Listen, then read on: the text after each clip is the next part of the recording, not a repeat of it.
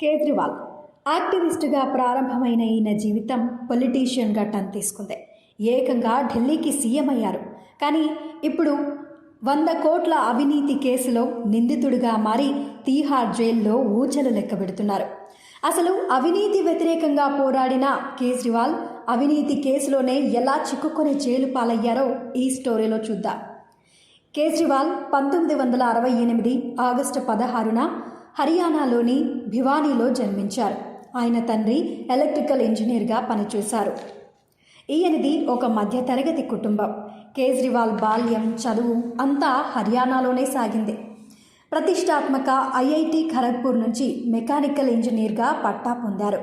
ఆ తర్వాత కేజ్రీవాల్ కొంతకాలం టాటా స్టీల్లో పనిచేశారు. ఇండియన్ రెవెన్యూ సర్వీస్లో చేరాలన్న తన కోరిక ప్రజా జీవితంలోకి అడుగుపెట్టేలా చేసింది. కేజ్రీవాల్ 2000వ సంవత్సరంలో ఢిల్లీలో పరివర్తన్ అనే సంస్థను స్థాపించారు. సమాచార హక్కు చట్టాన్ని వినియోగించుకొని అట్టడుగు స్థాయిలో అవినీతికి వ్యతిరేకంగా పోరాడటమే పరివర్తన్ సంస్థ యొక్క పని. అవినీతి వ్యతిరేకతపై పోరాటంలో కేజ్రీవాల్ నిబద్ధత, కృషి అతనికి అతి ప్రతిష్టమైన రామన్ మెగసెసే అవార్డు లభించేలా చేసిందే. ఆ తరువాత ఇండియా అగెనెస్ట్ కరప్షన్ పేరుతో పోరాటం చేసే సామాజిక కార్యకర్త అన్నా హజారేతో 2011లో చేతులు కలిపారు కేజ్రీవాల్. ఆయనతో కలిసి ఎన్నో సామాజిక అవినీతి వ్యతిరేక కార్యక్రమాల్లో పాల్గొని ఆయన శిష్యుడిగా ప్రజలు మన్ననలు పొందారు. అవినీతిని ఎదుర్కోవడానికి జన్ లోక్పాల్ బిల్లును పార్లమెంటులో అమలు చేయాలని డిమాండ్ చేస్తూ కేజ్రీవాల్ నిరాహార దీక్షలు చేశారు. దీంతో ప్రజల మద్దతు మరింతగా పెరిగింది. ఈ పరిణామం ఆయనను రాజకీయ పార్టీ స్థాపించేలా చేసిందే.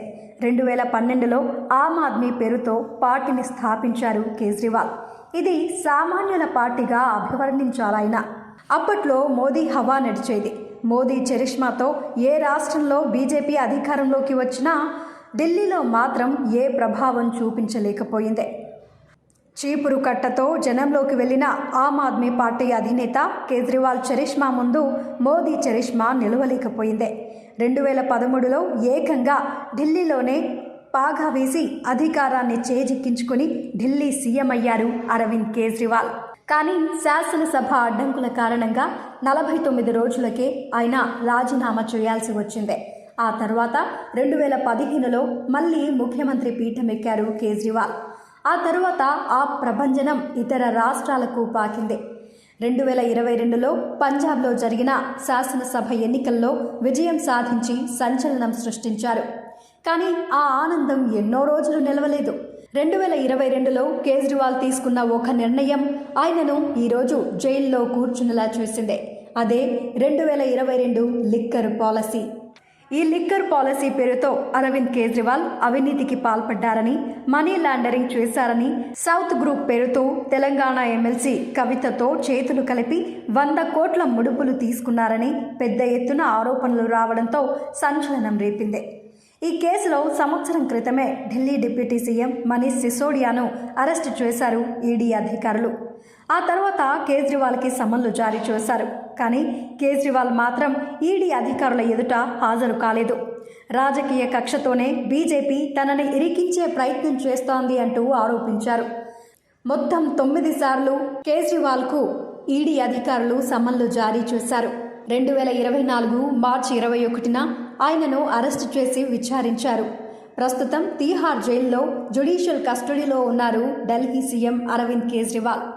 జైలు నుంచే పరిపాలన చేయడానికి సుప్రీంకోర్టు అనుమతించింది.